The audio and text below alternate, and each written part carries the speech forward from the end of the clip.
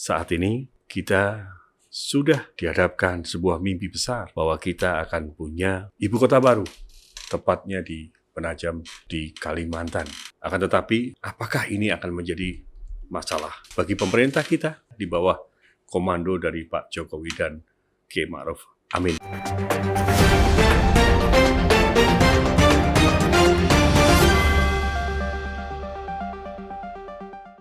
Assalamualaikum warahmatullahi wabarakatuh.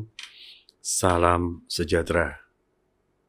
Jumpa kembali di Opini Haji Norman Fauzi. Saat ini kita sudah dihadapkan sebuah mimpi besar bahwa kita akan punya ibu kota baru, tepatnya di Penajam di Kalimantan. Dan tentunya pemindahan ibu kota ini sudah lama, sejak zaman Soekarno yang sudah merancang itu di Kalimantan, Palangkaraya. Bahkan zaman Presiden Soeharto pun di era Orde Baru juga demikian. Dan alhamdulillah di era Pak Jokowi ini betul-betul ingin diwujudkan. Akan tetapi ada beberapa catatan yang ingin diopinikan dan kita akan melihat opini kita yang pertama. Ya, bagaikan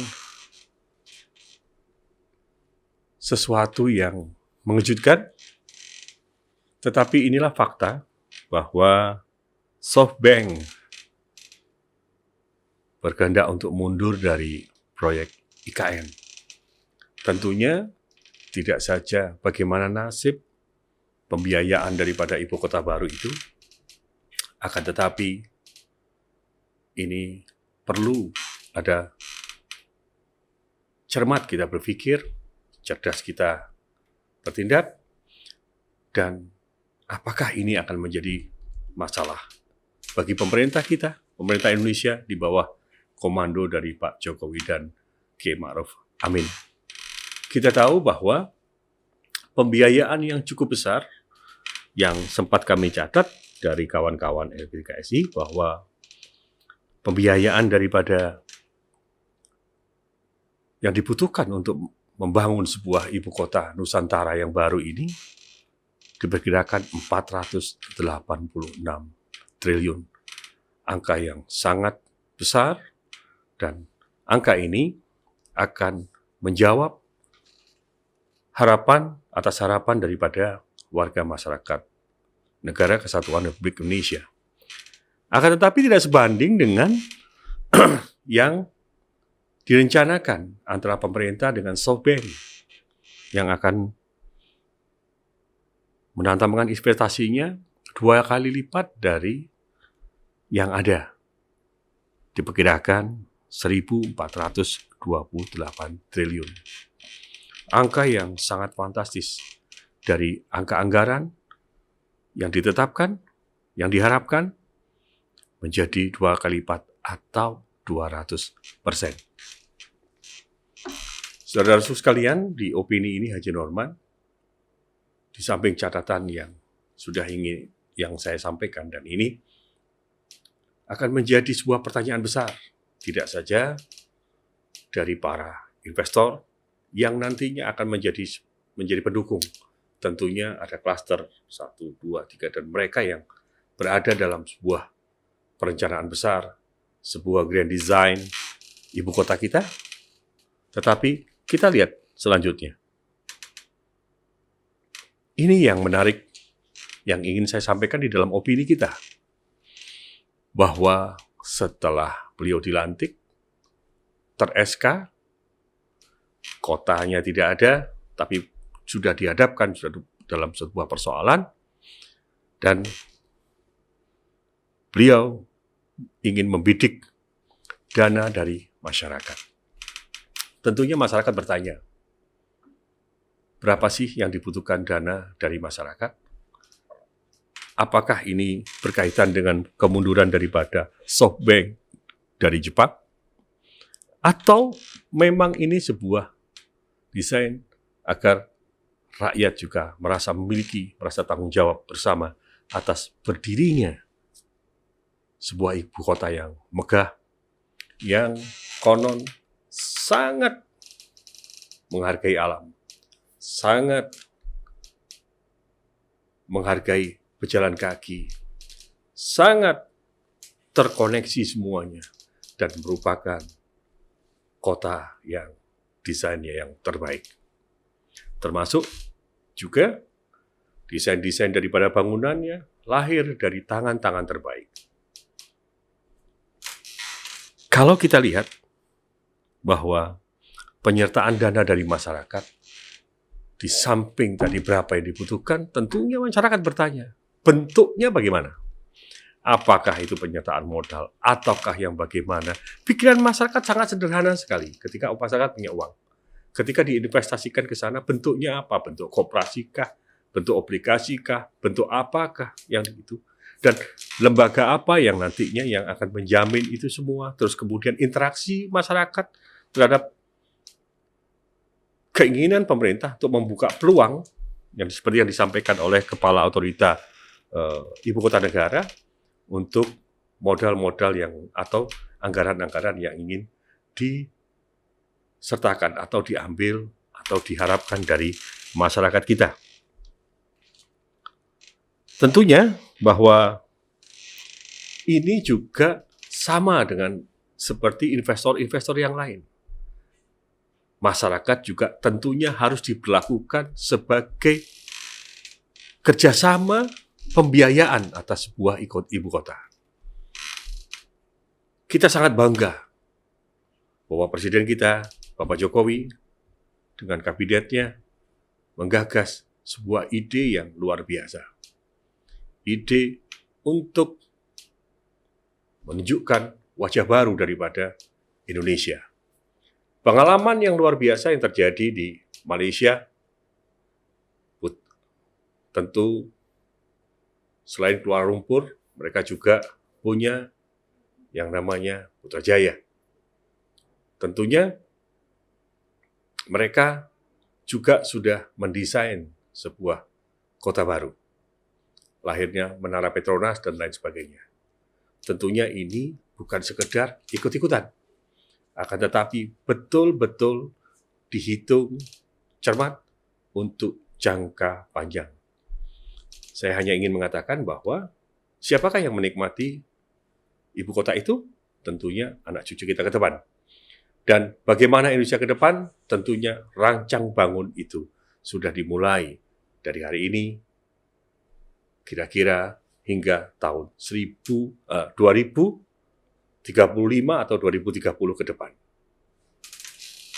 Lanjut, kita akan melihat lagi bahwa istana yang megah itu, ibu kota yang megah itu ditargetkan berdiri tahun 2023.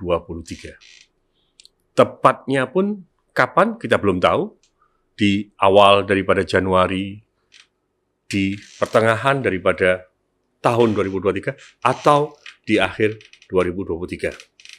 Harapan kami sebagai bagian daripada masyarakat bahwa tidak saja kemegahan dari sebuah istana yang akan merupakan performance daripada Republik kita, tempat kepala negara kita menerima tamu, tempat kepala negara beraktivitas, dan tempat semua departemen yang ada di pemerintahan bekerja. Akan tetapi, harapan kita, dan saya yakin sudah dihitung dengan baik, infrastrukturnya dan lain sebagainya, termasuk bagaimana pengembangan-pengembangan yang berada di sekitar daripada Penajam. Ada catatan yang menarik, kalau masyarakat itu disertakan, mereka diminta untuk membantu daripada pembiayaan. Seperti yang tadi saya sampaikan dalam opini Haji Norman, bagaimana bentuknya, dan apakah peran serta masyarakat juga bisa dikembangkan di sana, karena daerah itu juga membutuhkan pertumbuhan ekonomi, perkembangan ekonomi. Tentunya, bukan ekonomi kelas menengah ke atas, tetapi ekonomi kelas menengah ke bawah itu juga diperhatikan. Saya yakin dari sisi lingkungan hidup sangat diperhatikan, saya setuju. Dan saya memberikan appreciate kepada pemerintah. Tapi sisi manfaat daripada untuk masyarakat, terutama tumbuh berkembangnya masyarakat yang ada di Kalimantan, wabil khusus di Kalimantan Timur, itu juga harus kita perhatikan. Paling tidak, memang sasaran kita adalah sentral daripada ibu kota. Sekali lagi, di opini ini, penekanan kita, apakah ada plan A, plan B, plan C, dan saya yakin para menteri kita yang pada jago semuanya, jago berpikir, jago merencanakan, dan jago dalam strategi, ketika SoftBank sudah tidak lagi mengucurkan dananya untuk membiayai daripada pendirian ibu kota Nusantara kita, tentunya apa planning ini ke depan? Dan masyarakat perlu tahu bagaimana rencana-rencana itu dan gagasan-gagasan itu akan bisa diwujudkan. Nyambung dengan yang saya sampaikan tadi bahwa ketika disampaikan bahwa perlunya partisipasi publik, partisipasi masyarakat dengan pembiayaan itu tentunya perlu dipikirkan. Yang paling utama adalah manfaat apa yang akan masyarakat dapatkan. Ketika idealisme itu tentu akan diharapkan, tetapi sebagai masyarakat yang sudah mereka bekerja dan tentunya masyarakat hidup ini menginginkan semuanya tambah lebih baik. Sehingga dari investasi yang mereka lakukan tidak akan sia-sia, mereka memberikan sumbangsih keuangannya untuk bangsa dan negara, tetapi negara juga memberikan reward agar mereka yang berpartisipasi di sana juga mendapatkan bagian atau mendapatkan keuntungan daripada investasi yang mereka berikan. Dan ketika tahun 2023 ini, ketika dikatakan tadi bahwa sampai pada tahun itu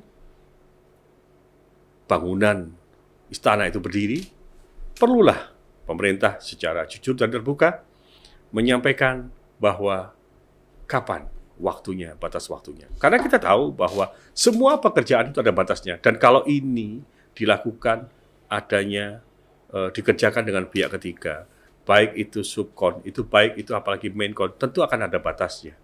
Dan batas waktu pengerjaan itu pun sudah berapa lama, dan itu pun harus dipikirkan oleh pemerintah. Di penghujung opini Haji Norman hari ini, saya ingin menyampaikan bahwa mereview kembali apakah persoalan yang terjadi di IKN kita saat ini dan muncul, berkembang menjadi opini publik, ini akan berkaitan dengan penundaan daripada pemilu kita di tahun 2024.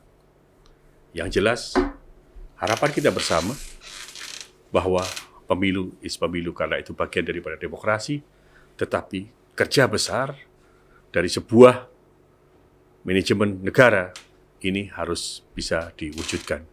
Jangan lupa, kita telah berjanji kepada masyarakat kita berjanji kepada bangsa kita, dan itu merupakan amanah bahwa kita ingin mewujudkan dan memberikan yang terbaik. Itu yang akan kita tunggu. Demikian, saudaraku, di opini Haji Norman, yang jelas banyak sekali anak-anak bangsa, anak-anak negeri ini yang punya ide-ide kreatif. Dan anak-anak negeri ini punya gagasan besar untuk turut berpartisipasi, membangun, mengembangkan, dan membesarkan negeri ini.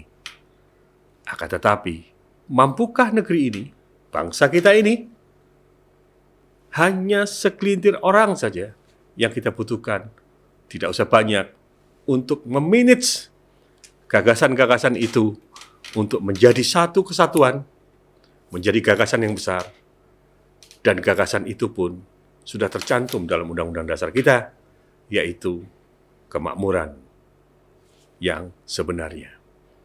Apakah pembangunan daripada IKN ini juga akan menuju kepada kemakmuran? itu yang dipertaruhkan oleh pemerintah kita. Dan apakah ini juga memberikan manfaat, itu yang juga dipertaruhkan. Tapi paling tidak di dalam opini ini, 3 hal sudah kita sampaikan. Dan selamat berjuang. Sekali lagi, kita tetap optimis. Wassalamualaikum warahmatullahi wabarakatuh. Salam sejahtera, teriring doa, semoga kita senantiasa sehat. Karena sehat, kebutuhan kita yang paling utama.